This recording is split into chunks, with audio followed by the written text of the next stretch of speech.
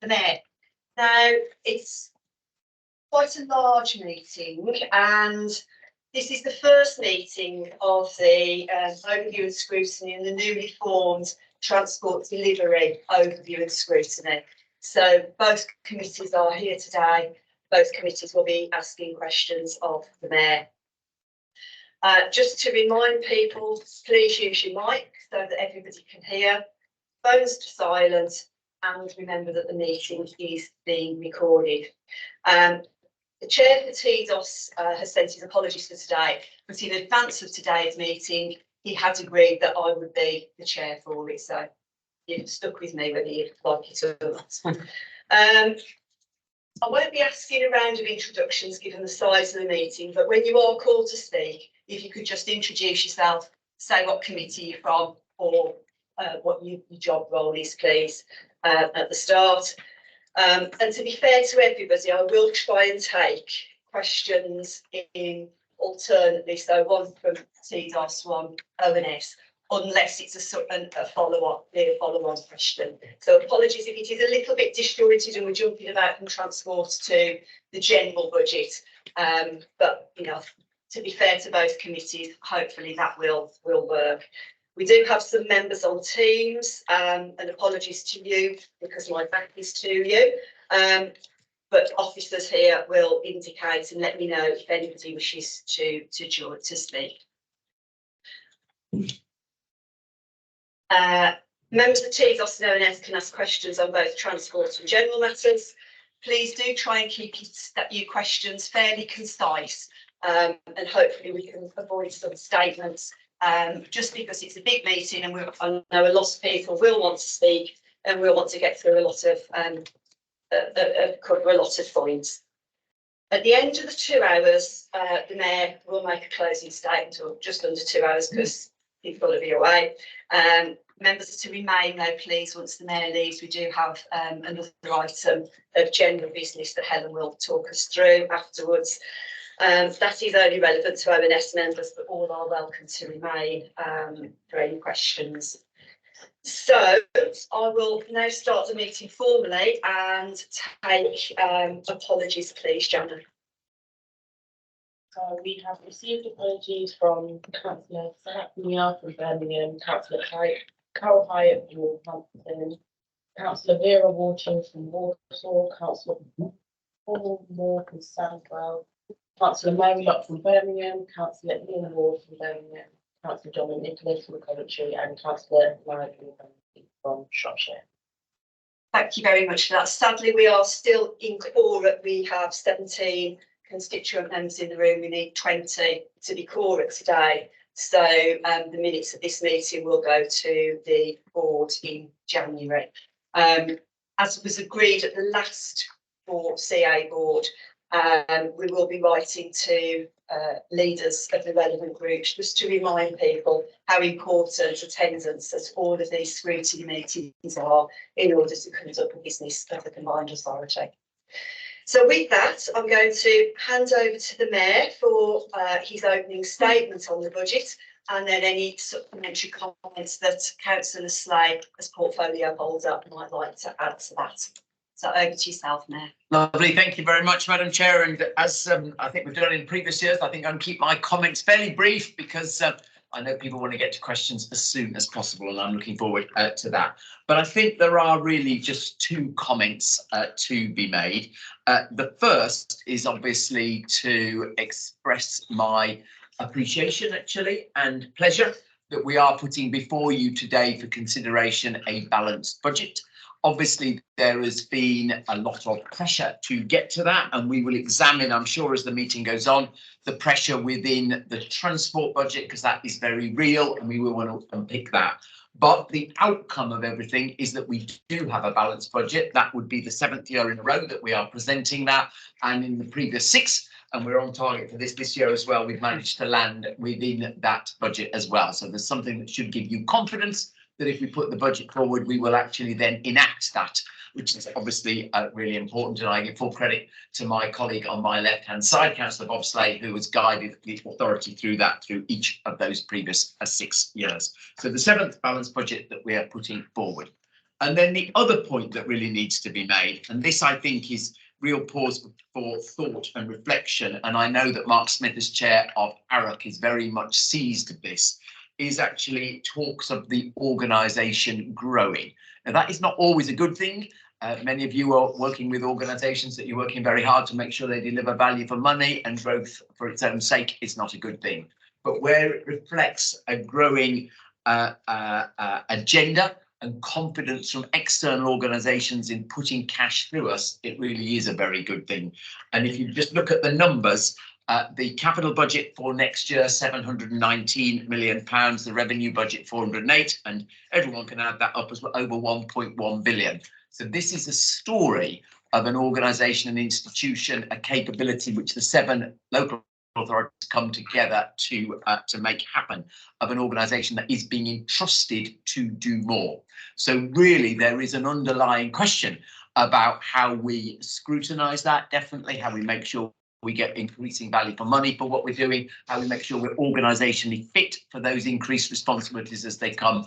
And I'm absolutely sure that we will see more of that as we go through further growth as we go through the next few years, even though as yet the budget numbers don't reflect that, because obviously what we've got to do is make sure we are ready for the single settlement and the responsibilities that will come from that. So there's actually, when you stand back from it, a very positive story about trust from others being placed in us to conduct those roles.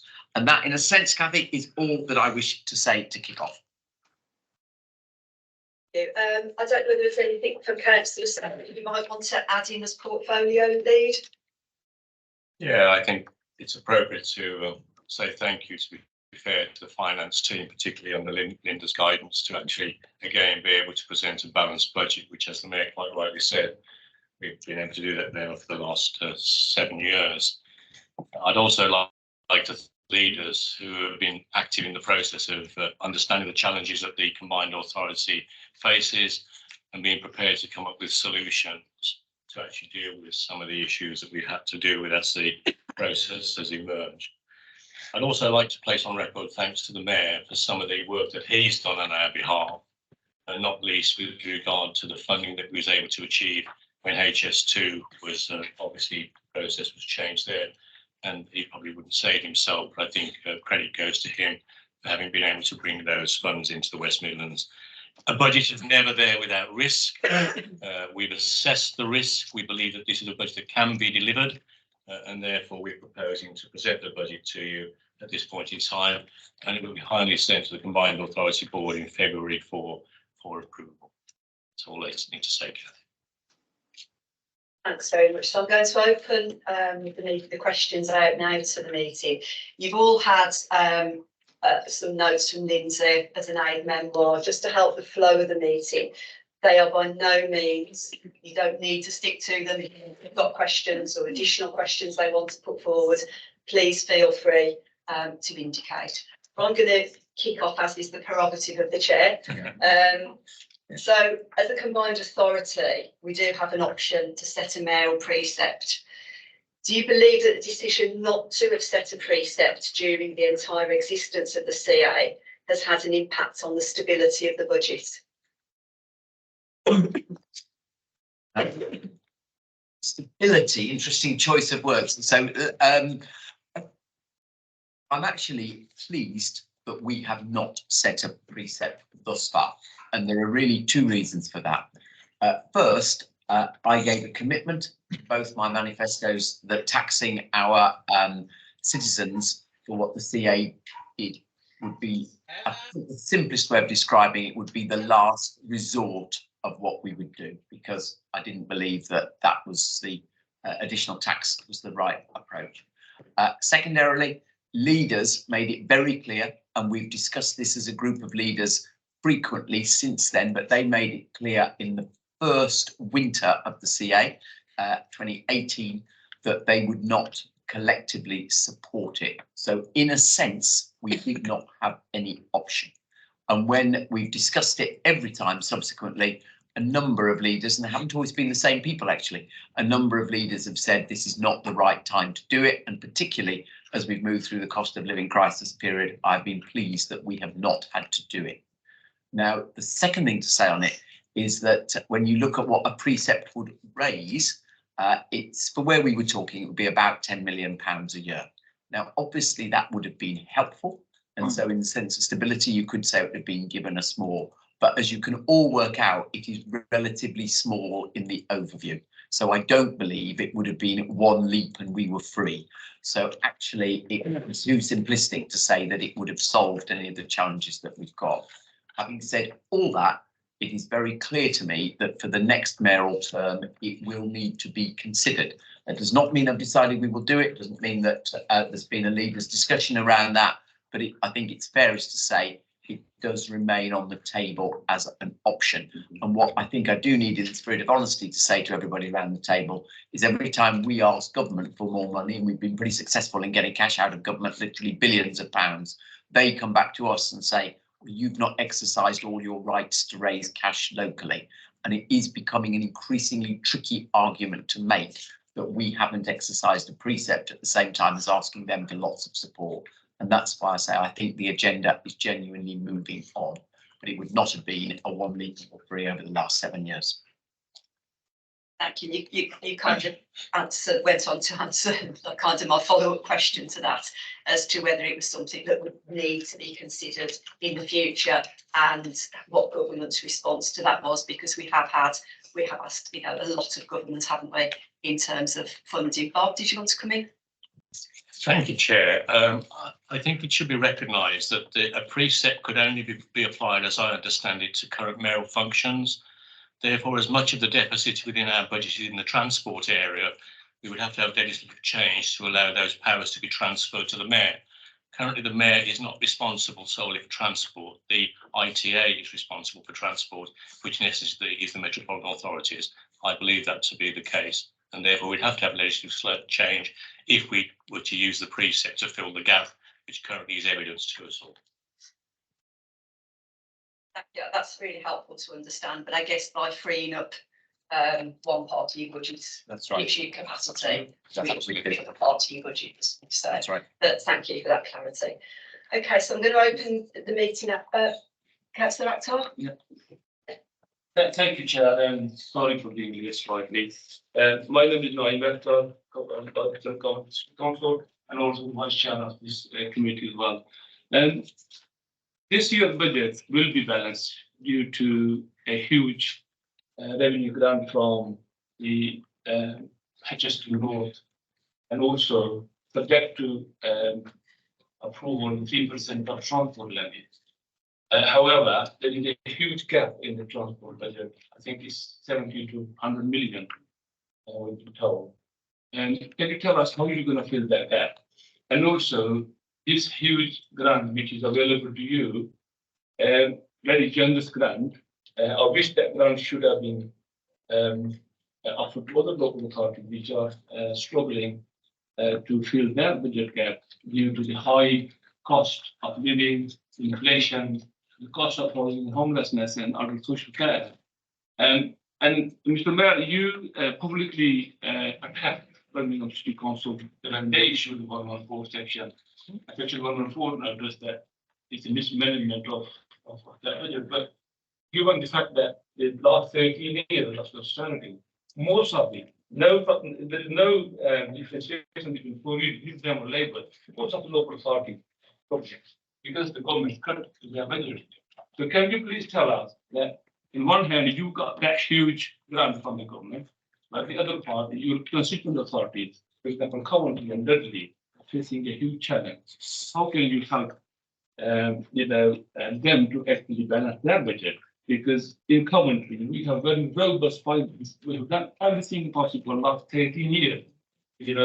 Budget. So we are on the brink of collapse if the governments do not offer us a long-term funding settlement, not just sticking plaster. They have been doing it for the last 13 years. Please, can you tell us how you're going to fill the gap in your transport budget and how you're going to help your constituent authorities who are struggling with the budget because it's not there.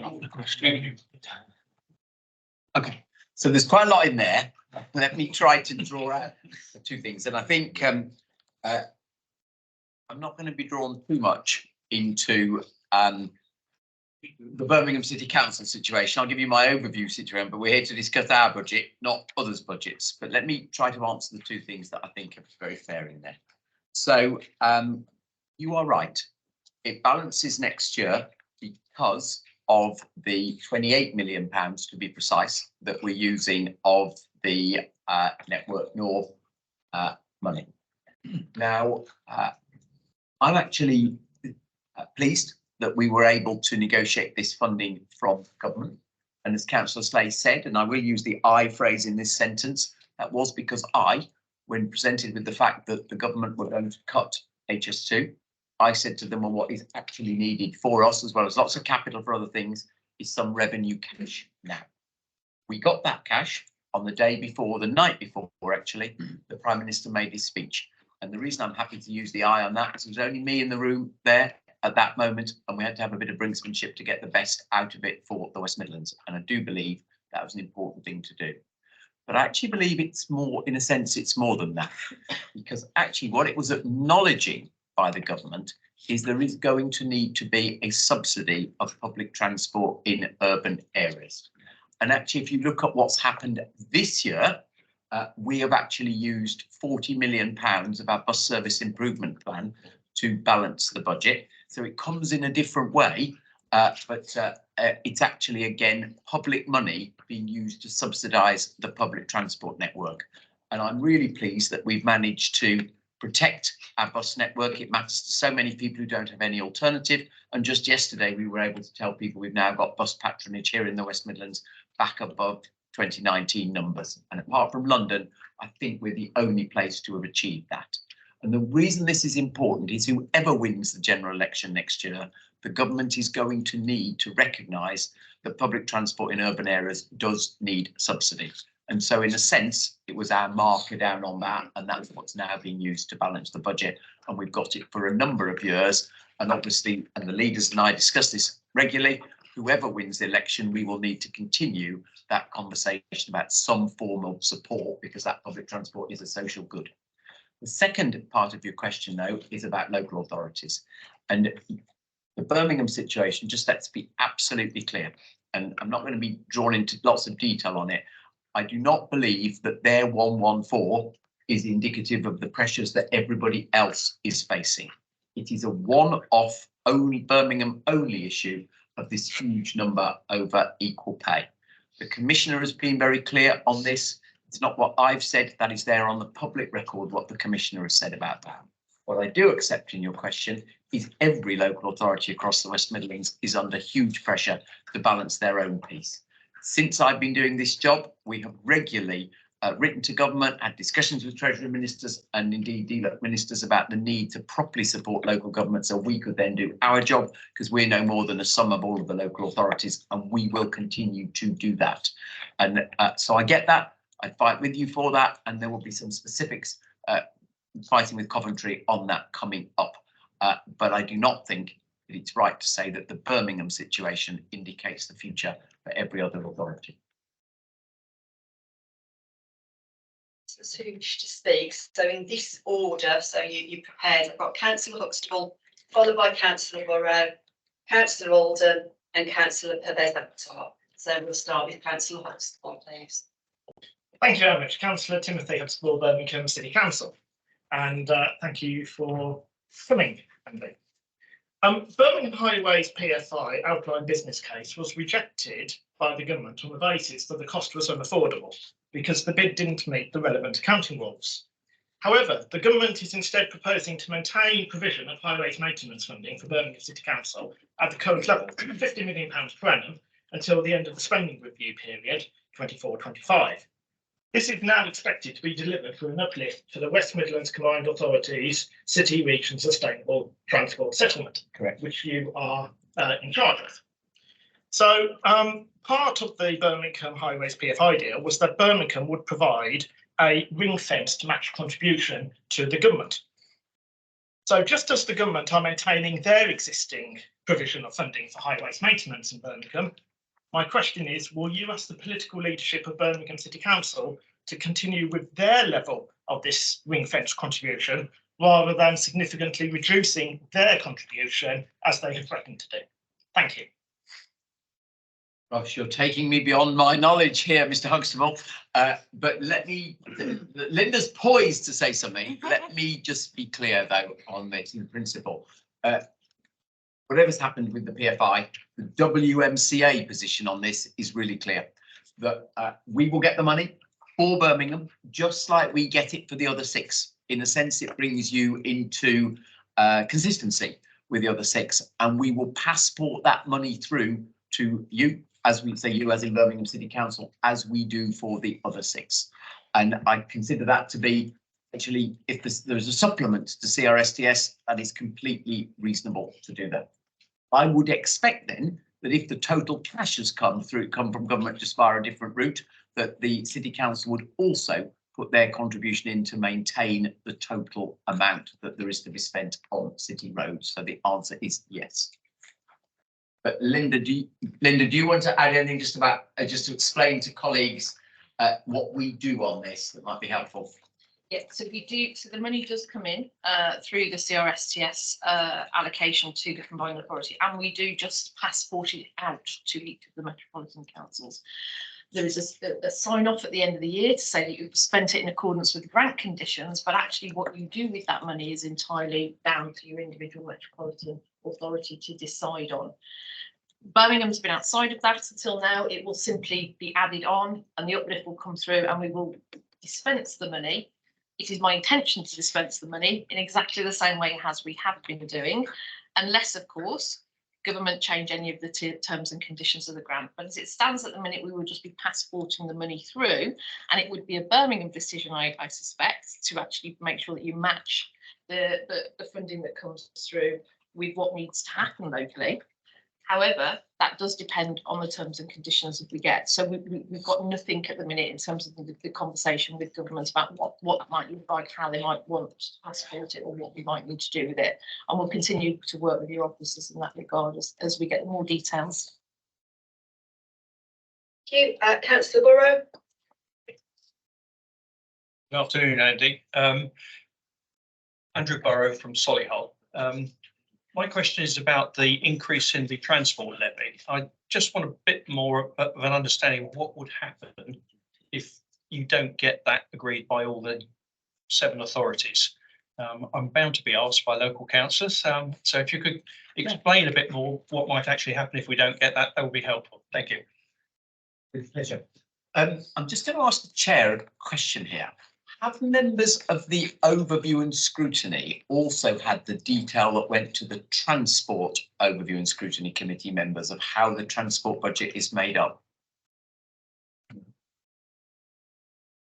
Yeah. They didn't attend. We didn't combine the 2 presentations. So if people haven't that helps me. Taken it in detail, they won't be able to ask. Okay. Because there's 2 groups of people here who've had slightly different information before the meeting, is the subtlety of this. I'm not being stupid. No, that's all right. Don't worry. Those on the transport committee, which I know is not you, Andrew, have got a very detailed sheet of paper that shows the TFWM budget. Okay. And what it indicates is that most of the expenditure there is to support the operation of the service. There's actually very little expenditure that might be called overhead. If we do not raise the levy to this extent, even though we've got the sort of the subsidy from the revenue support from government, we will have more of a hole in the transport budget, and we will be faced with difficult decisions, which goes, can we sustain the offer that we have to residents at the moment? And the detailed sheet shows that the biggest single element of expenditure is the concessionary fares. Now, I'm not saying we would have to go to it immediately, but TFWM has already had big efficiency drives in the last couple of years to reduce overhead, and actually a huge majority of the spending is on supporting frontline services. If we do not get that levy in, and it isn't just about 1 year, this is a general point I'm trying to make, there is ultimately no way out of this apart from denuding the offer to citizens. And again, the political leadership, cross-party, I would stress on this, is absolutely united. At the beginning of the budget setting process this year, Linda actually forced every council leader to commit their position. And they were all absolutely clear. We have to defend the level of subsidy, so concessionary fares that we have currently got because of their social value. If we don't, not just in 1 year, but steadily increase that levy, we will not be able to do that. So that is, in simple language, the levy increase is there to sustain the offer to our citizens. Thank you, Chair. On that point. It's a supplementary, it's not the original, your original question. No. Okay, can I ask a very quick supplementary then, councillor Akhtar, on that? Mayor, I don't accept that, sir, with respect. Why not? The elephant in the room is the deregulation. The far as everything we're doing is just getting the money from the government with one hand and passing on to their friends in private sector. So that is the elephant in the room, not the levy. The levy is only imposed on these concessions to pass this money on to private sector, to operators. You know, we know, officers, very people like Pete, who live and breathe, they know that deregulation has failed. And we are passing on taxpayers' money. We are letting down our taxpayers. Everyone in this room is paid by taxpayers. We are the guardians. Councillor Akhtar, And therefore, I would say. Councillor Akhtar, can I ask you to get to your question, please? My question is, sir, the most important thing is that we tackle, why aren't we tackling this anomaly as far as deregulation is concerned? That is the question. Okay. Let me just tell you where we are on deregulation against franchising, but then I do just want to come back to your underlying point that there's somehow some creaming off here, because I will be equally blunt. I don't believe that's true. So let me just explain where we. Let me explain where we need to. We just given no, I'm in the chair, Councillor Akhtar. If you could please let the mayor respond to you. You can judge what I say, but you've got to let me answer the question. Where we are on the franchising question, again, it has been agreed by the board, so all the leaders, that this should be properly examined. And it is being properly examined. The work is being done, and you're right, Pete Bond is leading this work with Linda Horn, and it is due to come to the board, and it's very deliberate, this, immediately, first board meeting after the next mayoral election, for the authority to decide what it wishes to do. Now, I think it is fair to say, and I will be very politically fair here, everybody is coming to that with a pretty open mind, because the argument is not won or lost on any philosophical side, either way, actually. But it is absolutely right, because it's a big decision, that will be properly examined, and a new board under potentially new political leadership, potentially the same, will have a chance to examine that. But the work is being done now, that I can reassure you of that. Now, just let's then go to what is happening on the funding. The reason I pointed to the paper that had gone round to the Transport Committee, which you have seen, is you can see exactly what the cost of all the concessions are, and then we take that public cost on the concession. And you can see for yourself what I've said, that the huge majority of the money that comes in from levy goes out in those, literally, where the public get direct benefit. Now, if the allegation is that somewhere in all of this, the private sector is creaming it off, again, I'll tell you what I have personally done this year, because it is right that historically, running bus companies was a profit-making business. I hate to tell everybody, running National Express West Midlands is not a profit-making business at the moment. It is actually a hugely loss-making business. They have done, and I've said this to their chief executive, so I don't mind saying it here. They have done a very bad job at explaining that to citizens, because they managed to have good results, and their share price responded positively for a moment when they did their annual results, because of other parts of their group. So lots of journalists wrote National Express making lots of money, and as a Birmingham-based company, there's something in that that's good. But I absolutely promise you, it is not by running National Express West Midlands. That is losing, and Linda and I have been literally through their accounts line by line. That is losing tens of millions of pounds a year. That is why we needed to have a deal with them to sustain the services. Their instinct was, I'm not going to continue to run this service and lose that many tens of millions of pounds. That is why my judgment, and this is what I can be scrutinised for, is that a public subsidy was required to sustain the services we've got. But I promise you, and I say this to try to help people understand, it is just wrong to believe that they're somehow making a fortune on running this service. They're not. Only maybe 1 year or 2 years, but over the years, they've been making profits. And they never invested, and they cut the roots there. We have to be honest, people who elected us. I know the chair gets a bit, obviously trying to stop me, but I have come here especially to plead with you that the bus service, bus network is broken. We have allocated 40 million pound of BSET money because they warned us, our officers, they will withdraw 1/3 of our bus network. And they are holding us over the barrel of a gun. And therefore, I will not accept. And sir, also, you've been a mayor for several years. We have a 2017 Bus Act, which forbids that we cannot have municipal buses. And very people like you, who are the champion of West Midlands, fail to persuade the government that why put this penalty? Because I know we have an option of EP, which is useless because we don't have. Councillor Akhtar, I'm going to have to move on because I've asked people to stick to a question. Just final point, Chair. Moving into the realm of statements. I'm going to move Not to the statement, next just a councillor now. question. Councillor Akhtar, I've asked you to be quiet, please. I'm going to move on to what Councillor Oldham. Thank you very much, and afternoon, Andy and Bob. Councillor Robert Alden from Birmingham.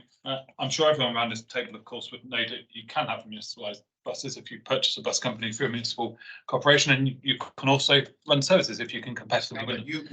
Just in terms of what I wanted to talk about, I want to talk about risk assurance around the budget. So can you just give us some information about what risk assurance has the budget gone through, and also are there any aspects which you currently consider to be high risk? Yeah, we're just deciding who. It's a very good question. We're just deciding who should answer. And Linda, I think you might get the short straw here because it's a bit of a process point about how we go about this. So, Linda. Yes, so I actually walked through the two committees through the way that we budget as an authority, which is an integrated planning process that looks at strategic aims and objectives. It checks the annual activities and the plans to make sure that they are fit within that we're not operating outside. We annually build a budget from the bottom up, so we don't move the budget from an incremental place. We actually build the budget from a bottom up. There will be assumptions in this budget. They're in the pack around what assumptions I've made around pay, prices, supply chain issues, etc. So there are risks in here around the assumptions that I've made. But the budget that I'll be putting forward will be one where my assessment of that, based on the current economy, will be this: I am, as Section 151 officer, happy with that level of financial risk sitting in the budget. But in terms of the internal budget process, it goes through quite a robust, diligent check. We do not, in this authority, set efficiency targets that aren't substantiated. So there is nothing in here where I've asked, set a target where we haven't identified that we can actually deliver. So I'm not going into next year thinking I've got any risk in terms of the build-up of the budget itself. We have the finance team itself actually checks and challenges the budgets from the individual directorates. It checks the resources assumptions that are going in there. We then have internal challenge sessions where the individual directorates present their budgets to me, and I then challenge them, so that when I stand up in January and February and issue the Section 25 statement, that I am happy that I have checked it and the estimates are robust, that they contain the right assumptions around patronage estimates and inflation, etc. And having said that, as I said, any budget will have risks in there. I maintain a financial risk register that I update that through the finance team every single month, and I monitor that monthly, and that process will continue. There are also assumptions in here around investment income returns and debt charge costs, etc. And again, you know, I should have paid a lot more money in working somewhere else if I could actually guarantee you the assumptions that I've made in terms of what will happen in the economy in the next 12 months actually will pan out. But again, they are things that I've checked and I feel robust and they are aligned to the market. And so we do go through quite a rigorous process in terms of where we get to. Else I couldn't personally stand up against the board and recommend it myself as a Section 151 officer. I wouldn't be able to.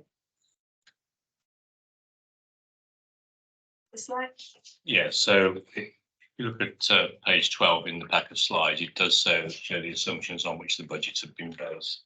And quite clearly, we do need to monitor those as we progress the delivery of the budget. And that is done through the financial monitoring report, which goes to each of the 4 boards within the combined authority. So everyone is fully aware through an open, transparent process what our position is with regard to the budget as it proceeds. But you will see within those assumptions, yes, there is an element of risk. I think I made the point in the opening remarks. Probably nobody can create a budget without an element of risk.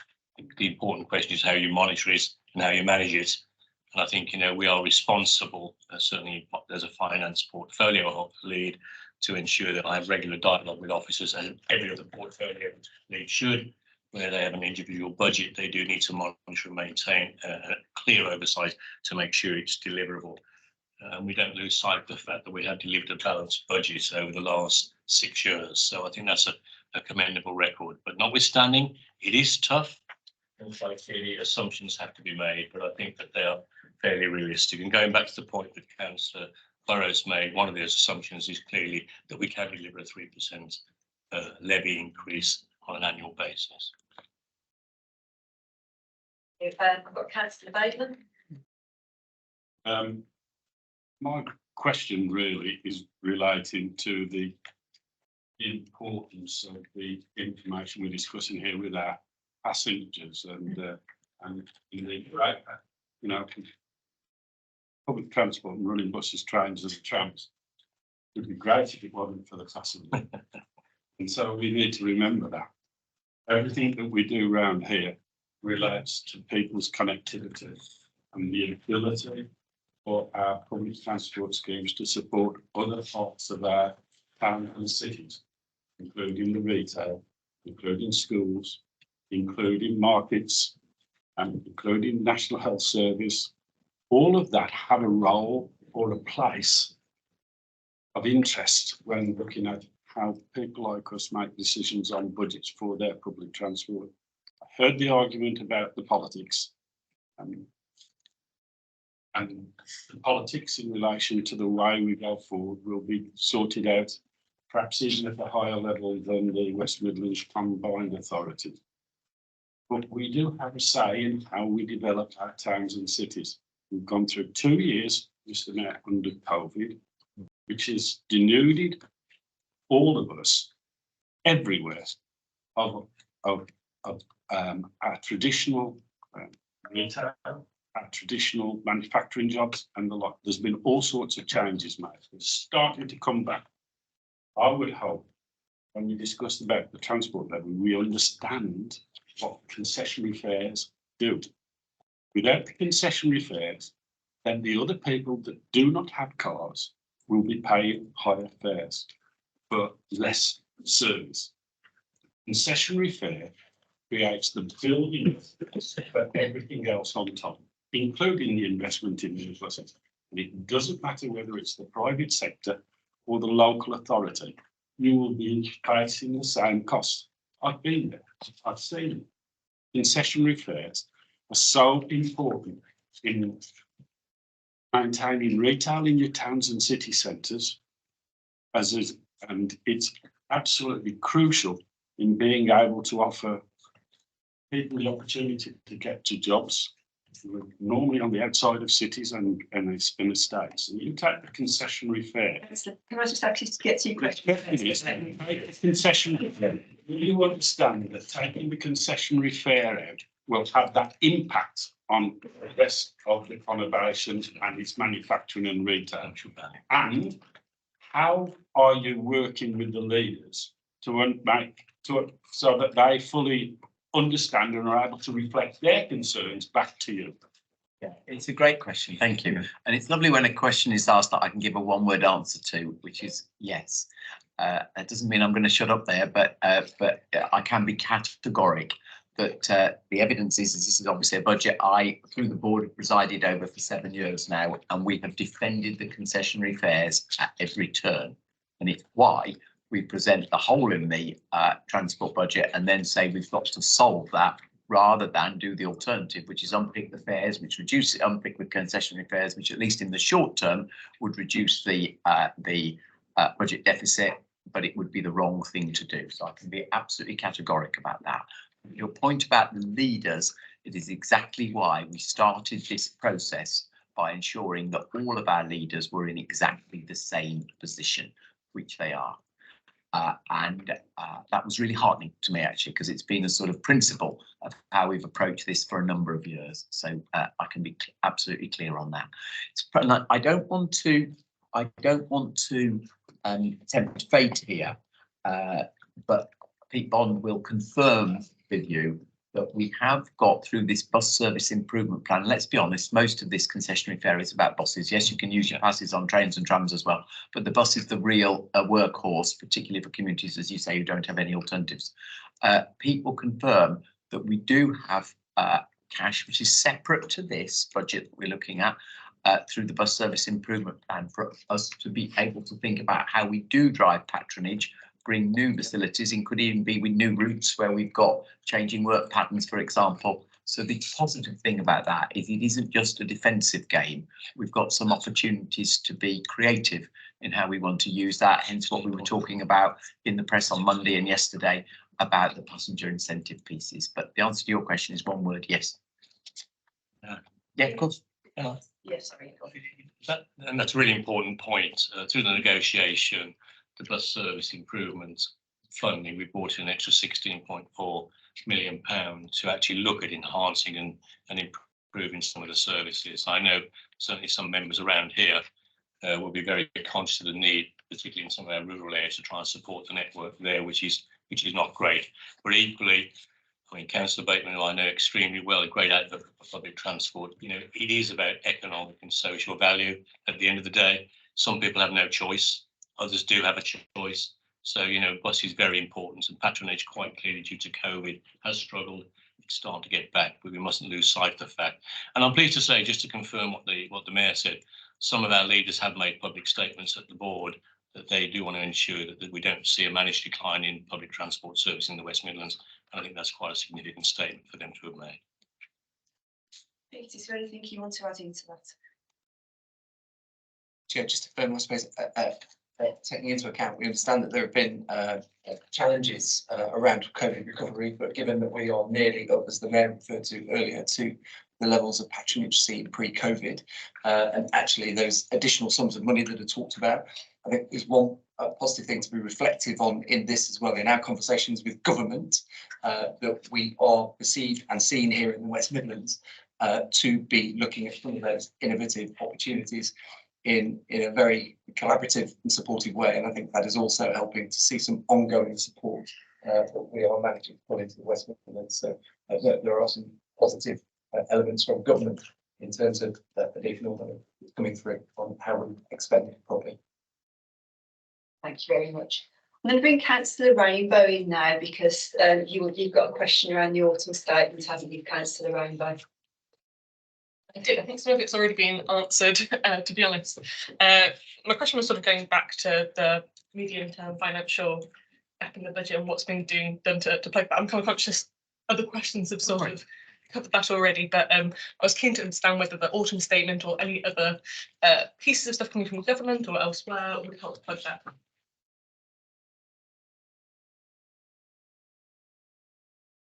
So I think the best way of answering this is to refer to almost your last 3 words, other sources of government funding. So actually, the autumn statement itself did not have a direct impact on the MTFP. It did one thing that I thought was absolutely critical for this region, if I'm allowed to call it out, which is not reflected here, and that was the move in the local housing allowance rate. If you said to me what was the most significant thing the Chancellor did to impact issues that we are all concerned about, that was particularly important. Just the stat, 3% of private rented homes affordable on LHA rates across the West Midlands before it. He gave a commitment to move that to 30%. That really matters for people right at the bottom of the income spectrum. Not reflected in our budget immediately, but my goodness, it is in terms of homelessness and applications over time in each of your local authorities. So that's what I'd probably call out there. But previous announcements since this committee's last met with me are really, really important in this budget. So obviously the biggest thing was the deeper devolution deal. There were some sums that go immediately in here, like the affordable housing programme, like the additional 100 million for the net single regeneration programme, as it's called in the capital. So really important there. And of course, that gave us the agreement to the single settlement, which is very much, again, it might not be reflected on these pages, but is sort of hanging over our whole approach to how the organisation gears up to doing that in as little as 18 months now. And then the other bits, of course, absolutely mission critical to this budget was the Network North stuff that came when HS2 North was cancelled. So not a big autumn statement, but being really blunt with you, if we hadn't had this, we'd be having a much, much more difficult conversation today.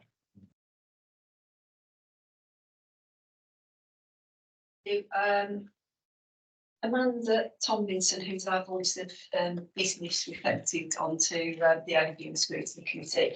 You've got a question that you wanted to raise around business and economy. Thank you, Chair. Hello. Hi, Andy. In the November edition of the WISE newsletter, it was reported alongside other economic data that business deaths are outstripping business births, and that's further exacerbated in the latest December WISE newsletter that talks about the significant numbers of businesses that are in distress, and an 18% increase in the Dudley area in terms of economic distress. So the questions around what support is there within the budget in terms of enhancing business resilience? Okay, thank you.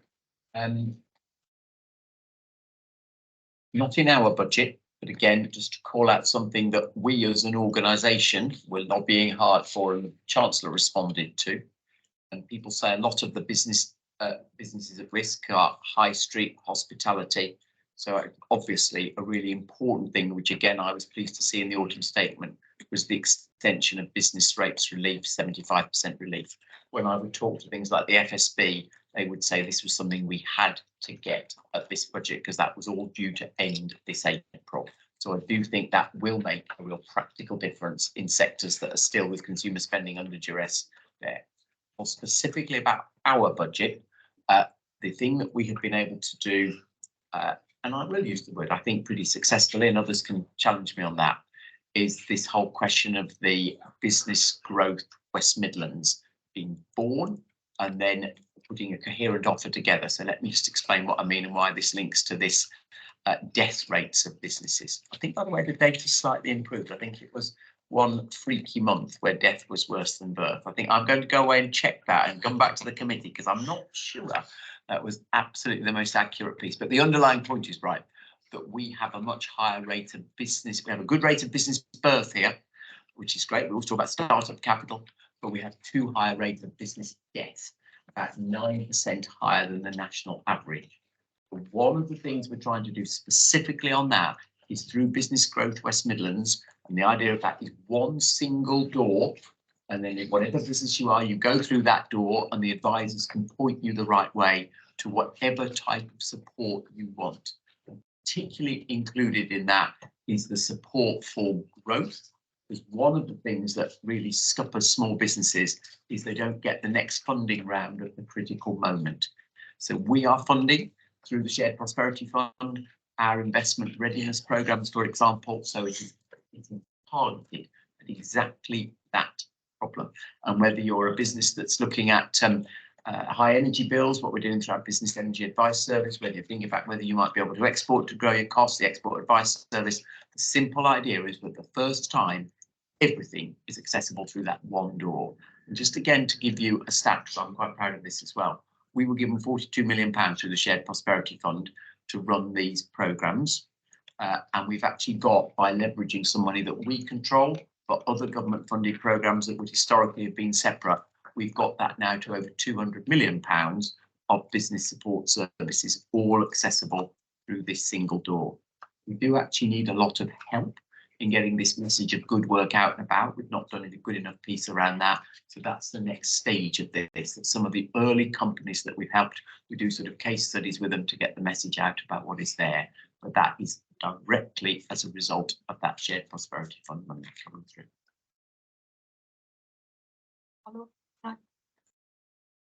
That's the slide. Yeah, just to add a finer point of detail, we've also developed the co-invest fund in the West Midlands. We as a combined authority have put £12.5 million up, and I think that's been supported by West Midlands Pension Fund, if I'm right, to give us a £25 million fund to support SMEs who are in need of growth funding. And I think that's very important because a lot of SMEs find it very difficult to get funding currently in the open market. So that £25 million, although a small amount of money, is basically seed corn to be able to support some of those small to medium-sized enterprises who are on the cusp of growing, but who need the finance to support them, which we at the combined authority have created that fund directly ourselves and worked quite hard to put into place. Just one other small fact, of course, we did utilise a combination of unused apprentice levy to support a number of jobs within the West Midlands, which would otherwise not have been supported. I think in the plan for growth, I think we show something like having supported 2,500 apprentice roles within the West Midlands to make sure that those people get the skills and opportunities they need to develop within the economy which we're trying to build. You know, I come from the SME sector, and it's been very tough. And I think it's a real opportunity we have there to do some of those things. And they would not have happened without the combined authority taking the lead role in that. Just follow on from that, then, are we making it simple enough and easy enough for SMEs to actually access the funds? And how are we making them aware that this is available to them? Are we making it simple enough? I suspect we never make it quite as simple as everyone would like, but is it vastly simpler than it was pre-March? Yes, it is. So there's one branding across the whole of the region, not split down into three, although it's delivered in each local area. And they are able to bring together all these funds from different sources. So we've tried, and the feedback after 6 months of running now is very positive about the simplification we've made. We now move to the frankly, it's PR campaign about telling that story so that more know. And by the way, we've seen a distinct uptick. I think it's, don't quote me on this, but I think it's about a doubling of the number of businesses that are applying to these different sources than in the previous delivery models. So that clearly is beneficial. That's very positive, because I think one of the things that we've often picked up through Scrutiny is that the outward communication from the CA isn't where it needs to be, for people to be able to understand what is available and what's provided. So that's very helpful to understand that. Thank you. Okay, so do I have any other questions from anybody that perhaps around another further transport question maybe? Yes, Councillor Perks, I think. Yeah. Sorry, Councillor Miranda Perks from Birmingham. I'm a substitute, so I'm not usually here, but I have been going over all of this. So I have just got a couple of quite simple questions, I think, picking up really on the risk point, and forgive me if I've got any of this wrong, and you can correct. So I appreciate that we're looking back that there was last year, 23-24, there was actually a £27 million budget deficit, and that was being able to be fixed throughout the year. And then again, we've been able to balance budget, but then also it's relying on additional monies coming in for this year. I was looking specifically in terms of I think it was with the transport. So I think that 3 million was efficiency savings last year. And then we've got kind of 2.4. I appreciate there is this huge gap, right? There's a 20 and it's rising, but there is this 2.4 for this coming year. I'm just wondering just a bit more about where those savings have come from on the basis that we've had 3 million already. Is it realistic? Are you confident that it's realistic that they're going to be able to provide an additional 2.4 million this next year on top? Yeah, it's a great question, actually. I'm going to let Linda answer the specific, but I do want to make a general point because you all face this in your organisations day after day. In assembling this budget, Linda has to hold, and Bob has to hold every officer who is in charge of one of the elements of this to account to make sure that it is value for money. So I personally think it is a good thing that there are those efficiency targets there in the lion's share of the revenue expenditure. Yeah, but to really stress something I equally think is important, there is no point putting a budget together that has fanciful notions of what we might be able to spend.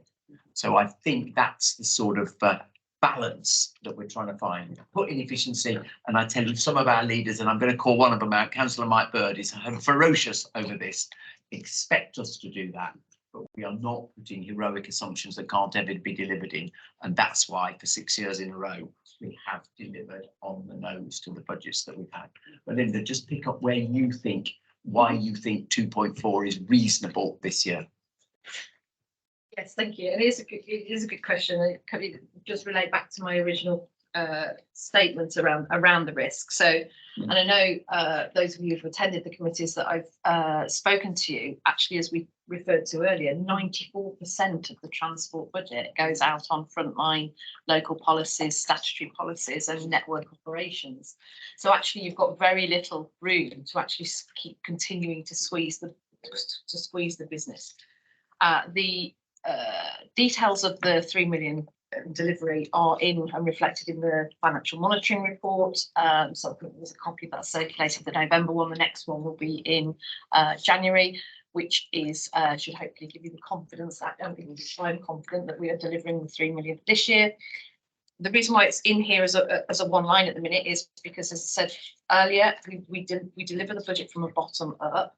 What the transport team have done is to deliver me a budget that's bottom up, and we've then had we've got subsequent challenge sessions in where they have identified where can we take another 2.4 million from the business element of the operation, not the frontline policies, not the network operations, nothing affecting customer services, from the business side of the operations.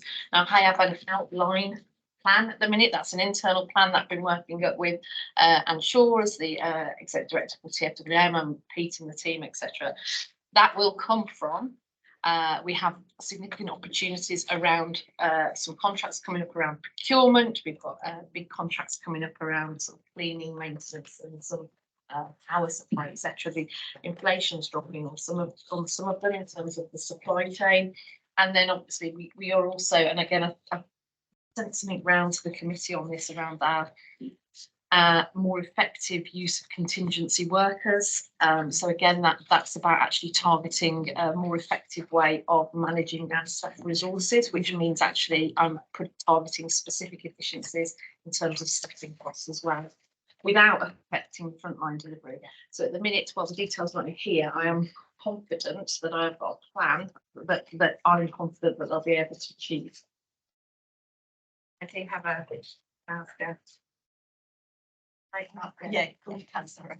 So it's kind of slightly on the same topic, and I think this is just for me to understand it, but I think it's just in respect of the directorate budget and the portfolios and the use of the business rates income that's been used to top that up, and noting that obviously that then has an impact on the programmes, but having to use that, and I think it was 13.8 million in 23-24. So I just wanted to know what the kind of long-term plan was. Is that to decrease the amount? No, with pleasure. Let me have a go at this in principle, and then Linda or Bob might want to add to this. This is a gross simplification, but I think it's worth saying. If you look at that page, the portfolio challenges, and the whole lot is only £13.8 million. You know, compared to the budgets you're looking at in some of your authorities, that is a small amount of money. And Laura is responsible ultimately for all of the executive behind what it says here. But something we have really tried to do is not, you know, not get bloated in this. So the fact that there's a discipline in that is really important. And then critically, the way this works is every line on that should link to an agreed objective for the CA agreed at the board. So putting it extremely bluntly, if Laura wanted to develop a whole team for flying to the moon, it couldn't happen because the board has not given the authority that that should be part of the objective. So that's, again, to reassure you how it all hangs together. In terms of the funding of it, you've got it there at the bottom half of that page 16. The business rates piece is absolutely critical to this, and it links to the precept question. If we did not have the business rates retention and we're not frankly doing a good job at growing business rates, then we would probably have to have precept to fund this. So straight answer to your question is, now that business rates retention through the devolution deal is inked in for the next 10 years, I think, Linda, then we will continue to use that tactic to fund the core portfolio operations. And again, if people can judge me, but I think that has been done well, because that is why we have not had to charge citizens any council tax at all for these services. And I think that is a good model to have, basically. But we do need that business rates retention for it. Thank you. Councillor McCarthy. Right, we have a sustainability and active travel members. Sorry, we have a sustainability and active travel members engagement group. One of the issues that we've been working is that there's more than adequate funding for a number of cycling and active travel products, but they don't seem to be going forward across constituent authorities. And the difficulties that seem to be on the surface, achieving fully functional designs and negotiating the planning and feasibility issues that go with that within the funding window. That's a key thing. And we put forward a concept of having a task and finish group, but we find ourselves stymied by lack of officer resource. And we move forward in the future. Officers where? Here in the Westminster Combined Authority. Right, okay. I'm just trying to think. Right. I'm glad this has come up, because you've asked quite a precise question, to which the answer must be yes, because I'm quite shocked that we're stymied. And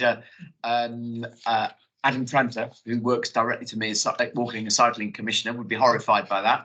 And if he heard you, he'd be beating me up over it. But Pete Bond, who's the officer directly responsible for this, is also pretty horrified about this. So we will definitely take that away. But the reason I'm pleased you brought it up is because it enables the committee to think about a wider point, actually. And this is where we come to local authority funding being actually really, really important. And I've got the capital plan out here. 719 million next year. Of the CRST, of that, a third of it is in the City Region Sustainable Transport Settlement. And I don't know the number of the 244, which is around active travel. What I do know is over the 5 years, we've got about 125 million for schemes that have got active travel in them. But we can deliver nothing without effective local authorities. And so that's where this question of local authority funding becomes really, really important. Now, some local authorities on cycling are doing very well. And Councillor Akhtar will be surprised. I will call out Coventry as a good citizen in this respect. I will call out Birmingham as a bad citizen, because it's all talked about, it's all in the plan. There's no lack of political will from Councillor Clements, but there is no delivery of segregated cycling schemes in Birmingham at all at the moment. So why this is relevant is this capital plan relies very, very heavily on the local authorities being able to play their part of it. And we try to do that in a collaborative way, but it is equally important that LAs are properly resourced to deliver this, particularly in the transport area. Your authority, by the way, I think we're about to announce 25 million dedicated for cycling in your authority. So you're also on the positive step. But it is a really important underlying point about how we work together to make this plan deliverable. That's why I want to take it a bit more broadly. Councillor Huxtable. Thank you very much, Chair. Yeah, just before COVID, Andy, I attended your Rail and Metro Vision launch. Yes. Feb 2020. It was. In terms of the capital budget, what are your plans for rail, whether it be the Midlands Rail Hub or new stations within our rail network? Thank you, Chair. In terms of the capital budget, right, the rail schemes that are in the current capital budget are Camp Hill line, Wolverhampton to Walsall, Aldridge. And then there is a small amount of development work. There is no capital in here for the Midland Rail Hub, although we do know that it is coming, 1.75. And as we all know, that will enable us 1.75 billion, but it's not in here. And that will enable us, obviously, the improvements of more streets, the Kings Norton piece, then hopefully the Sunday Park line as well. But that is not in here yet. And then there are also a current piece of work which has been funded, the development work has been funded by CRSTS, and that was looking at the next tranche of new stations. And the feasibility work, and let me just get this right, is being done on Coventry East, Foes Hill, Castle Brom, Tetton Hall, and one other that I have forgotten, so I'm on the naughty step for that. I can't remember what it was. It's 5, that's probably right. Thank you very much. And we will very shortly be coming to say which of those have gone through the feasibility well and would be there, but they are not included yet in this. What we do also know, though, coming back to Councillor Rainbow's question about government announcements, is CRSTS 2 has been confirmed for us at about a separate 1.5 billion to the 1.5 billion for Midland Rail Hub, and that is from 27 onwards. So there is another very big number to go in here, which has not yet been inked in, and it is from that money that I expect the schemes I've just talked about will be funded. Councillor Pervez Akhtar next, followed by Councillor Stanley. Thank you, Chair, and I'm sorry if I upset you, but as my colleagues, I'm sure, are very passionate about region and also especially about transport. And I honestly feel that our bus system network is broken. We have let our communities down in our region. And Mayor, I tell you, sir, I have emails. Even our children after school are unable to catch the commercial network. And the parents write to us every year, especially in winter. They come home, they finish school 3:30, they reach home 5 o'clock. That is what we are facing. And that's why I think someone mentioned COVID. I'm glad somebody didn't blame the Ukrainian war. So you talk about that you got a lot of money from the government.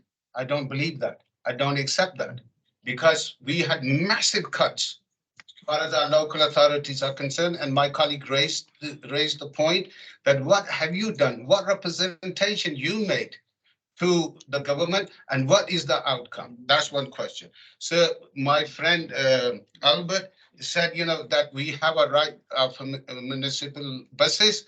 That is only if we buy the commercial, and we will have to pay the goodwill. That is, we can't afford it. Why is it that the very leadership from you, sir, not take the government on and say, no, we want as a right, because in 2017 Bus Act, they have not allowed that. Also, my another question is, why, sir, as far as the buses are concerned, we put our officers through enhanced partnership. They have a limited capacity. They've worked on that, and yet we know, and we pointed out, and officers pointed out also, that we haven't got a control over fares or the frequency or the routes. That's still with the operators, so they have an upper hand. Then we got the franchising system. Once again, it's essential services will be delivered by the private sector. Once again, they will take the money away from us far as the taxpayers concerns, the passengers are concerned. So that system isn't very good either. So you talk about investment money here. Look at London. London is our capital city. I don't want to bring them down. We want to reach up. How is it that London, Oxford, Cambridge, and Golden are stripping the world economy, massive growth? We have not been getting the money we deserve, the resources we deserve. If you see unemployment, if you see the far as health inequalities in our region and skill, we are underperforming, Lord Mayor. What you got to say about that? So there's so much in that, right? This is the first No. opportunity I have. Let's me try to pick out some of the questions that you asked. So first of all, have we been successful as a region of winning investment from government? And you say we haven't got any money. That is just not true. Since the formation of the combined authority, and Linda keeps the score, not me, we have secured at least £8 billion of additional cash from government. Well, it's compared to where we were before and what we're now. Let's just take the need and the demand, sir. Why are you so? What's the need and Councillor demand? Akhtar, please let the mayor answer your question. So your allegation was that I hadn't been successful in getting cash out of government. In our brief, I do not believe that is true. And the evidence is there, the sums are there, and you can make your judgment on it. But my job is to tell this committee what I think we've done. And the facts are that about £8 billion of new cash have come in. Now, if we come to transport, you go from the micro to the macro. If you have got constituents who are not happy with the service of National Express, you can willingly send me the detail, and Pete will tell you, I read all the letters from customers about this, and we will follow up those customers. The facts, though, are these. That you say that we haven't invested in new vehicles. Coventry, to take your city, has got a complete new fleet of vehicles. That is not a miracle. That has come about because the TfWM won a competition to get the private sector, National Express, a small amount of money from TfWM, a lot of government money to completely renew that fleet. That was a success made by officers in TfWM, and now Coventry has got the most modern fleet of non-polluting buses anywhere in the country. What you say with respect just doesn't pass examination. And I can sit in the middle of Coventry and see these vehicles going by one after another. And the thing that has to be thought about around franchising is we will have that debate in July fully, but who would have paid that capital in a franchise model? It would all have been at the taxpayer's expense as a public cost. What we've had at the moment through the EP, and again, the board collectively decided to have the EP. You can say that with the benefit of 3 years further on, that was the wrong decision, but it was a collective decision to do that because we thought we were getting the best of the public-private partnership. And the fact that we still have the lowest fares anywhere in the country, we have our ridership back to 100%, with the exception of London, which I accept has got a completely different, basically national subsidised service in London. And yes, there's a huge political point as to whether that is right. But given the rules that the game has given, we have done a better job than anywhere else on fares, investment, and indeed patronage.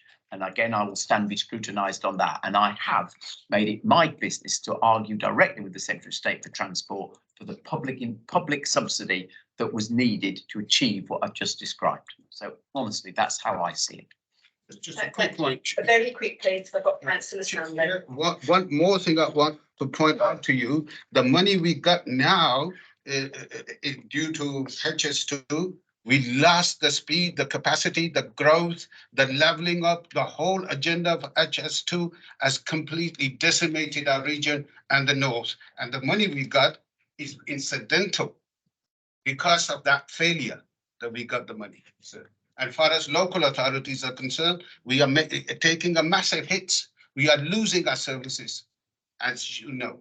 And this is a failure on your part. So thank you for your point. I'm going to move on now. Councillor Stanley.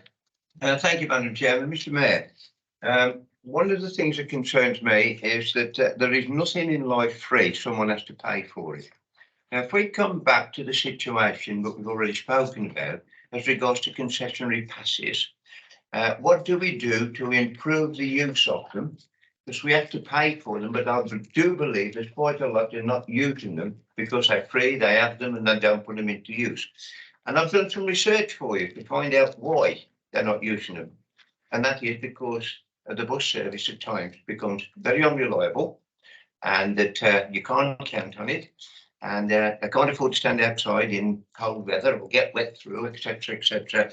The question is quite simple. How do we as a group get the message out there for people to actually use them, know someone has to pay for them, and so we get some good value from them? At the moment, I think it's a bit of a failure in that respect. That's the first one.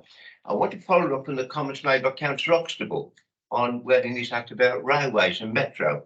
I'll keep off the metro for a simple reason. I don't want to word you too much. But coming back to the rail, this morning, living in Dudley, I have to travel into Sandwell to a place called Dudley Port, catch a train into here. Now, this station, right, I think was built in around 1900. And I saw and witnessed on a regular basis people wanting to use the service from Dudley Port with children in pushchairs, and they have to carry them up the steps to get in there. And they can't do it if they're on their own, they have to ask for help. What are we going to do within the budget to make some better arrangements for Dudley Port Station so it's more friendly, usable for not only the Dudley community, but the Sandwell community as well? Okay, right. Thank you, David. Some good questions. So number one, just again to explain how this works, we only pay the concessionary fares if they are used. So the idea that we are you didn't actually use this word, but I would say wasting money because people have the right but don't use it isn't right.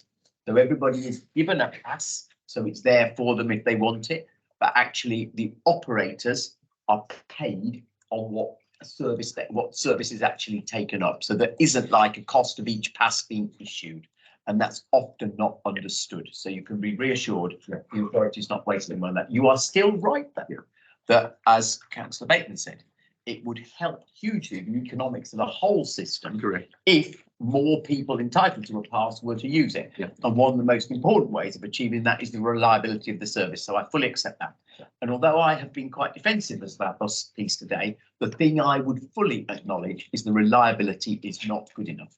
And Pete will confirm that is what we spend a lot of time now talking to National Express about. And actually there is a role for local authorities in this as well, because the single most important thing is congestion on the roads. That's the best way of improving the reliability. So that is a total fair cost that we have to do more on that. But rest assured, we're not wasting money on the concessionary passes.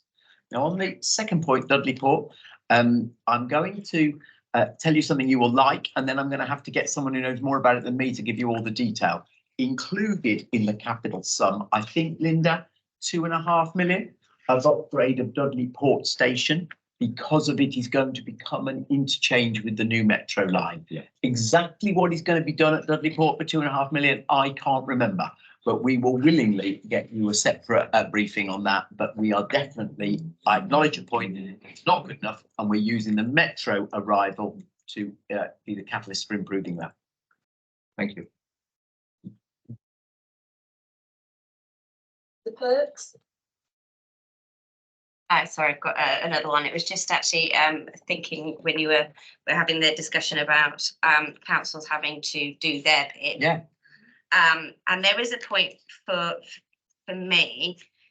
So whilst I appreciate that West Midlands One Authority might have had 8 billion, I think it's not been the case for the councils because we have had significant cuts of funding over the last 13 years.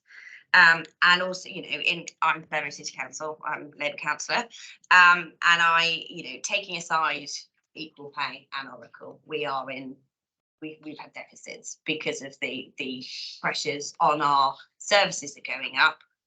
My concern is that we are still in a cost of living crisis. The government announced in the autumn statement £19 billion of cuts to public services, which is only going to have a significant impact on our residents throughout the West Midlands, actually. And so I think for me, this point about the resilience of West Midlands Combined Authority on the basis that if you are relying on monies coming in from all of the councils. And the fact is that more and more there isn't the additional money, and we are being stretched. And so I'm just wanting to find out from you what your perspective is, or what is being built into the financial resilience, on the basis that look, it is not guaranteed. We've got more and more councils throughout nationally, section 114, and there is a serious point that actually it does need to be, consideration does have to be given to, well, look, it isn't, and it doesn't matter about your political, you know, ideology, but we are, it's uncertain terms, and I just want to know what your. Yeah. Okay, I think this is, you, if I may say, you've put that very fairly, and I think it's actually a very, I think it's a very legitimate conversation. So let's try to have it in a sensible way. So the first thing, just to reassure you on, I'm just fumbling for one bit of paper which will tell me the number I am looking for. Just hang on one second. Just hang on one second, because it's worth just getting. We talked about it earlier on. Linda, I'm looking for the, there it is. So the first thing I can reassure you on is in terms of this budget, revenue budget for the CA, it actually has very little dependence on local authorities. Okay, and actually to call out the number again, so we're precise, page 16, this is what I was just fumbling for. The fees that come in from local authorities, and Councillor Slade will correct me if I get any of this wrong, is £5 million. Right. So the membership fee for a combined authority for a constituent authority is £250,000, I think. So it is actually tiny. And I'm sure finance directors of every local authority would say, my goodness, this is a very good deal for there. There is the levy in the transport budget as well, but that is very directly for services for your area. So there is a dependency there, but those are the two dependencies only. Point I was making about capability of a local authority actually is how we are able to spend capital. And that is where I think we are seeing, and transport is the primary area actually. If you look at something, we haven't even talked about it yet, Madam Chair, and it's a very big sum in our budget. If you look at the education budget, for example, that's not in that category, but the capital around transport, most of the schemes have a dependence on local authorities to some extent, if only for the exercise of the planning piece. Some of it might be some cash coming in your case from the clean air zone as a contribution to it. So there is a dependence there. So that bit, when I'll put it very bluntly, but again, you all have a right as members looking at the CA. When Birmingham announced its 114, and I'm going to pass just a Linda in 1 second on this, one of the first things we did was look at our vulnerability as a result of that. And I promise you, we weren't looking in a political way. We were just looking in a matter of fact, what consequences does this have for us? But it's that ability to deliver the shared capital projects is where the problem potentially comes. Okay. Do you want to say anything about that, Linda, and how we examined that? Yeah, so obviously that was the real need from a funding perspective. The transport levy is a statutory requirement that actually, once it's set, then the metropolitan authorities have to pay it. But that is never done without full consultation with your leaders as we arrive at a position, and hence why you've, in some of the charts, you can see how the levy's been held down in recognition of the financial uncertainty within our councils. As Andrew's just said there, then the contribution of the authorities to the combined authority non-transport element. So as a total, it's around about 5 million. 1.7 million of that was an accounting adjustment between me and the finance directors that used to come from the transport levy, because the corporate services now work across a higher amount. So we're left with 3 million, of which you all collectively agree to pay. 0.7 million goes out to fund West Midlands Growth Company, and 0.6 is budgeted to go out to support the West Midlands 5G company. So you can see by the time I've put those up, we're operating the actual combined authority on less than £2 million, where we're leveraging a revenue budget of 290 million off the top of that. So for the sake of that money to then generate income coming into the region of 290 million is huge. And when we looked down the risks, therefore, from a financial risk, as the Mayor just said, the only risk is the matching around the capital delivery. Absolutely. Because we keep seeing capital delivery slip. The next report will be to January committee, and a lot of where that slippage is occurring is actually on the schemes where I'm devolving money through to the metropolitan authorities who are struggling to then spend. So that is a real risk, but I think it's a shared risk essentially. Yeah.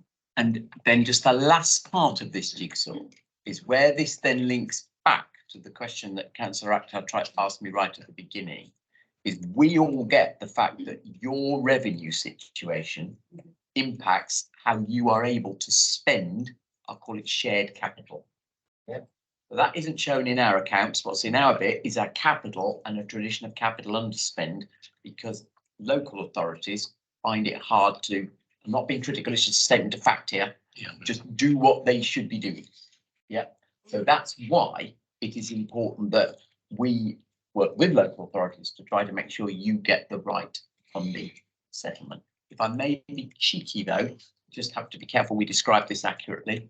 Yes, there were real cuts for local authorities in the austerity years, but in the last few years, actually the settlement has kept up with inflation. And I do think it is important, I've tried to be accurate in how I've described it. I equally think it is important that others are accurate in how that is described.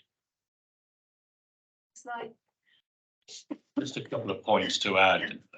One of the benefits the local authorities have derived from the combined authority is the business rates pilot, which we negotiated some years ago, which allowed us to retain 100% of the growth in business rates for each of the local authorities. And I think that's made a valuable contribution to a number of authorities over a number of years within their revenue budgets to be able to support services. It certainly made a contribution to my authority with regard to levelling out some of the pressures we've faced within year. And that fund still continues. In fact, it continues until such time as business rates were to be rebased. And there's no evidence that that's the case at this point in time. I would make the point, and it was made earlier by the Mayor, due to the devolution deal, we've now got a further 10-year extension of business rate growth funding for the West Midlands Combined Authority metropolitan areas to actually maintain that growth on business rate. A couple of other points. One of the advantages of the Combined Authority is some of the funds we've been able to establish over a period of time, which have been very substantial in driving some of your capital growth. I would mention the Investment Board, Business Brownfield Land Property Development Fund, the Housing and Land Fund, which I think is about £300 million now.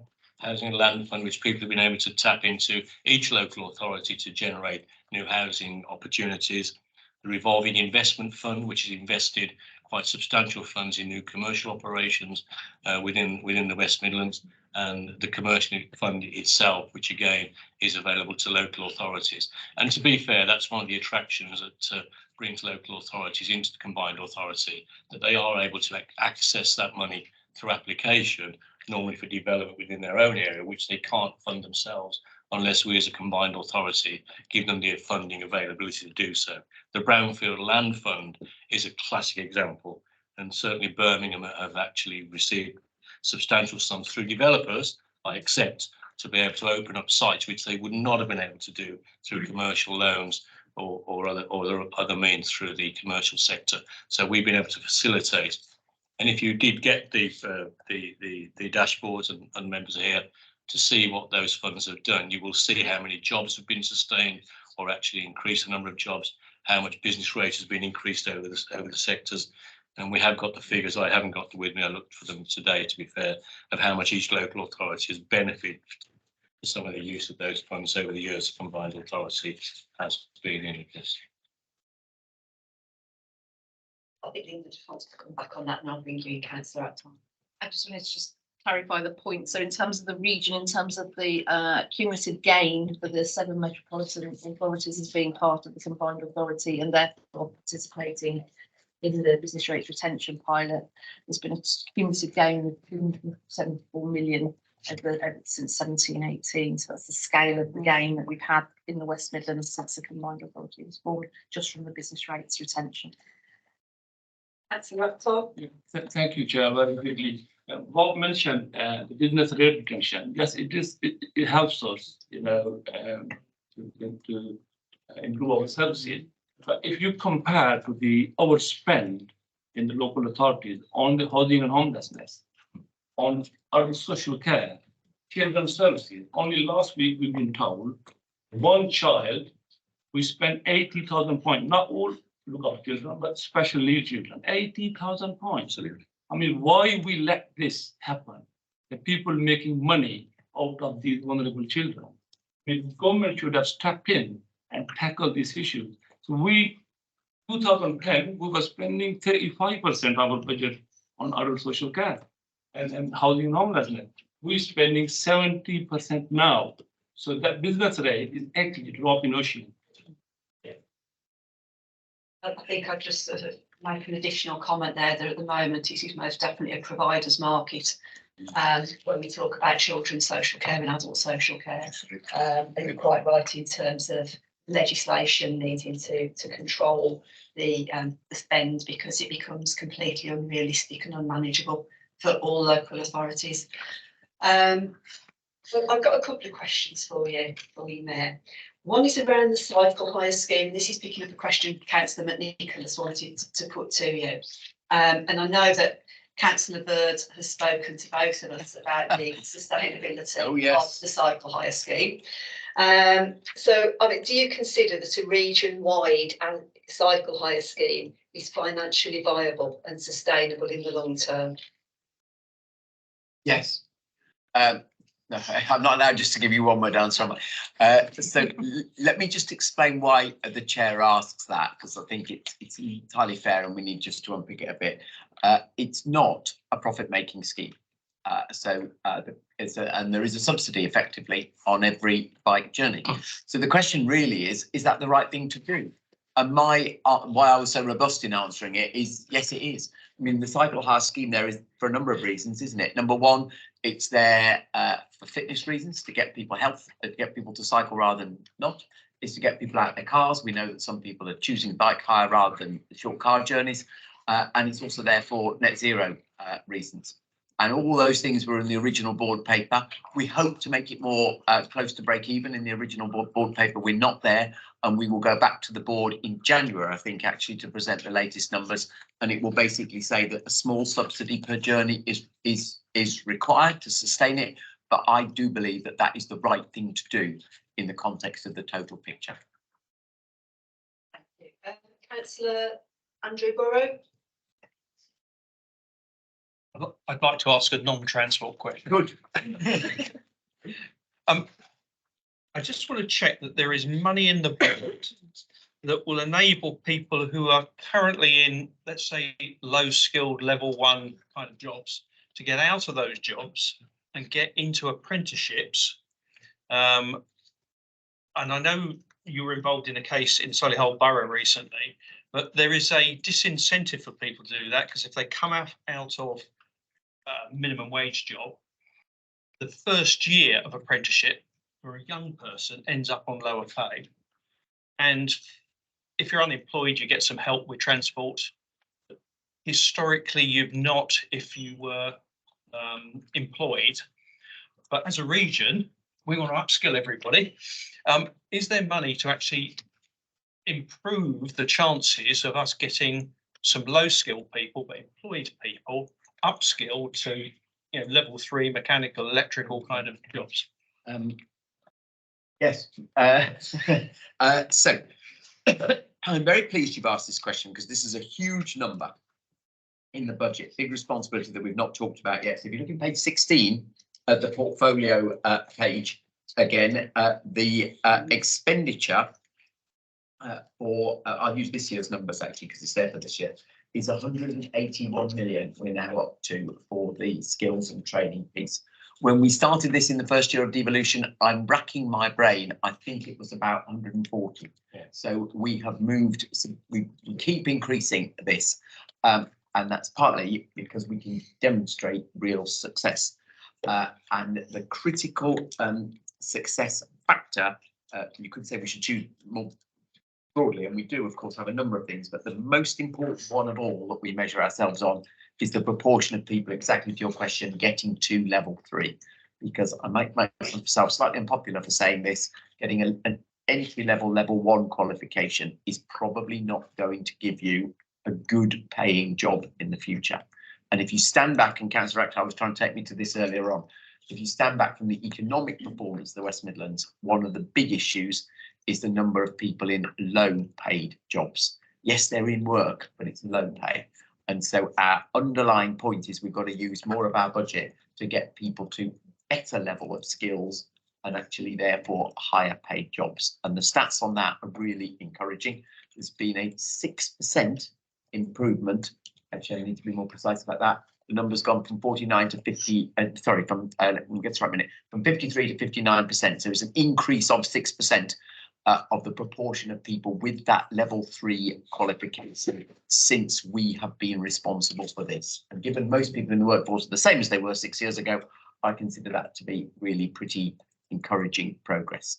And one other thing we have done as a policy is we've made all training provision free for those earning up to £30,000, and no other area of the country is that the case. So it is a deliberate effort to get people at low pay to take on these various training programs to get to higher pay. Thank you. Sorry, did you indicate Councillor Huxley? No. No, sorry. Councillor. Thank you. You spoke about the support for SME businesses. Can you tell me what support you have provided for micro businesses who are the community hubs of our local communities and our local centres? Because a lot of the small businesses and micro businesses are struggling as a result of the cost of living crisis, and they are key to ensuring the resilience of our local communities. So what have you done to ensure supporting micro businesses, please? Yeah, great question. In the sense you've corrected me on my previous answer, because what I was talking about before was small and micro. If you want me to, and so in the Business Growth West Midlands, we do measure all of the people we deal with to see if they are indeed a micro business, and a large proportion, not large proportion, I can't actually remember.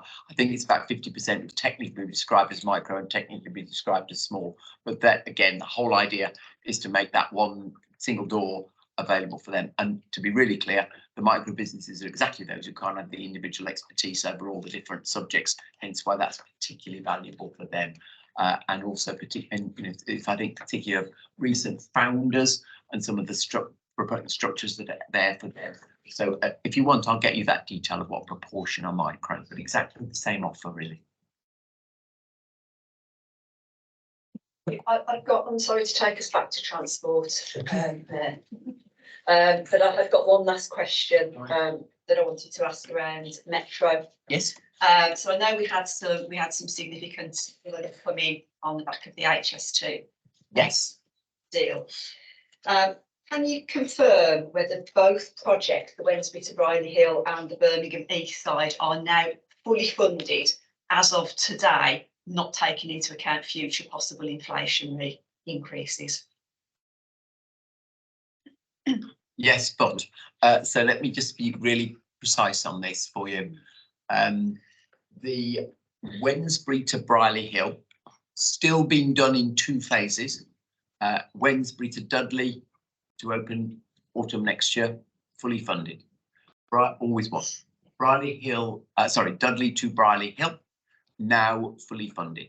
And the government's decision on the back of HS2 and Network North, that made the last piece of that certain.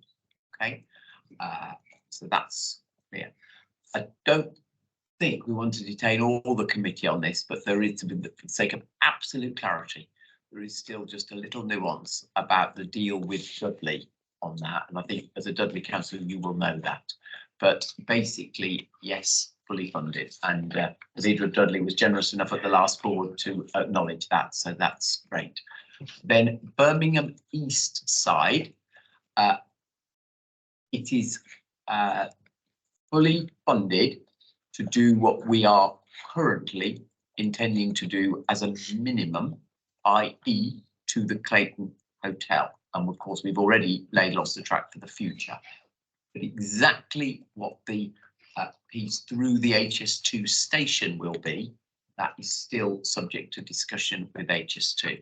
So on both projects, we're now in a position where the board has agreed exactly what's been done, the funding is there, we don't need to go back for anything further.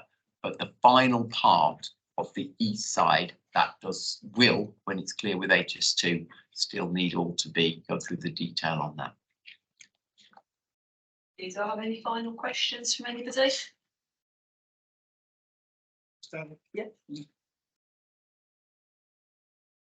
Just on that, an extension of thought on that. Trackwork and the like, you were talking about the scheme starting in next year to Dudley. Opening Next year to Dudley, yeah. The LRT vehicles themselves, and there is now going to be delay in relation to their being ready. I mean, I'm conscious that there's been a huge cost to Wolverhampton for the delay. I've yet to see that cost put out in some economic terms. But Mr. Mayor, I'm not going to be pedantic about it. Clearly, that's good news for the West Midlands today, as well as for Dudley hearing that.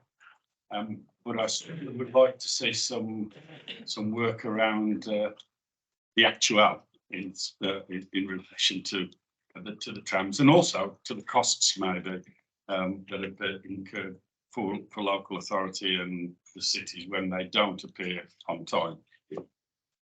Yeah. Okay. Little light question at the end. So the Wolverhampton delay, to be clear, was nothing to do with tram availability. But you are right to draw out that we are still going through the repair of the trams that we had the difficulty with. It's over 2 years ago now. That was a long program. But on the current projection of the completion of the repair works, we will not have a difficulty with the number of trams for the Dudley opening. But you are absolutely right. That is still an ongoing program. But should be no difficulty with it if everything continues. And what's positive about that is we've got into a bit of a groove now using the that country innovate BCI that new facility in Dudley as the place where those repairs are done. But that does have to continue. You are right, but we should have it all on time for the opening next door. And nutrients will have the issue. And go on, Laura, you've been waiting to tell somebody something, so you can have this specialist subject. There you go. The problem that we had were on the 2 GT trams, concentrating and the 3 GT trams, which are now in delivery of the new vehicles, don't have the same flaws. So we're inheriting vehicles now that are ready for service. Thank you. I'm not seeing any other hands to indicate, so I'm going to draw the meeting to a close. I'm going to thank you all for your contributions today and yourselves on the top table. Mayor, is there anything you'd like to say in closing summary? Well, just of course thank my team here, my colleagues around me, and to thank all of you for all the questions, because I will say I enjoy it. I have again today, despite some of it being challenging, but genuinely that I think it's so important, because as the organisation grows and we need to think about, as Councillor Bateman said, we're all here to serve the public, and some of the issues behind these numbers are actually what we are able to do for them, as Councillor Burrow's question drew out as well at the end. So I hope that there is confidence going forward from here that we're spending the public money wisely. That's ultimately the test. So thank you all very much. Thank you. We'll obviously write, as we always do, after these meetings, and I will just remind you that we are outstanding one response. You are, and I think I've given 3 commitments to follow up on things. So if Lindsay, you can remind me, micro business, deaths and births, and I've written one other asterisk and I can't remember what it means. So there we go. I want just to make sure somebody nudges me on that, and I know I owe you a main scrutiny response as well. Yeah, thank you. Thank you. So if I can just ask committee members just to hold back just for a few moments, please. We have another Helen Edwards from the governance is going to